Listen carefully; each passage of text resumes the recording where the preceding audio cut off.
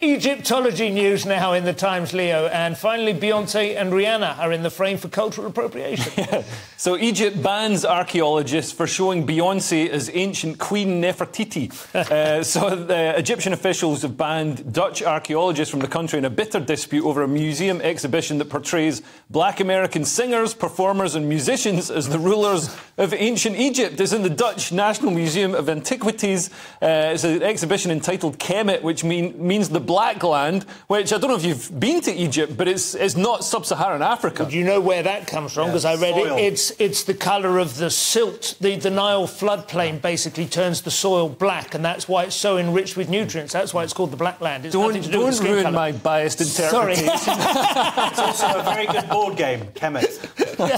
Anybody? But we've seen this a lot. The erasure of an African minority, which is what Egyptian people are, the Bedouin and all the rest of it. And they're being replaced in, most recently there's that Netflix drama about Cleopatra where, you'd think she's from Nigeria or something instead of Egypt. In reality, Cleopatra was Macedonian. It does seem, well, that's right, yeah. It does seem that there's not just like race swapping and stuff, but there are certain particular favoured minorities whom Hollywood and the music industry and so on want to kind of elevate in these places. Yeah. And I do understand the Egyptian, because Egypt is unique. It was this extraordinary civilization long before ancient Greece, let alone ancient Rome, So there is a real kind of prize to be won here, I suppose, isn't there, by a people... Well, it's arguably for the Egyptians, they consider it cultural appropriation. Yeah. They're upset and offended, and possibly rightly so. And, of course, there are parts of black America who want to appropriate that culture because, as you say, it's an ancient civilization that they can then... I'll tell you who does look exactly like Nefertiti, though, is Dylan Mulvaney, funnily enough, with his strange long neck. Don't give them ideas, Simon. Have you been watching him on the train?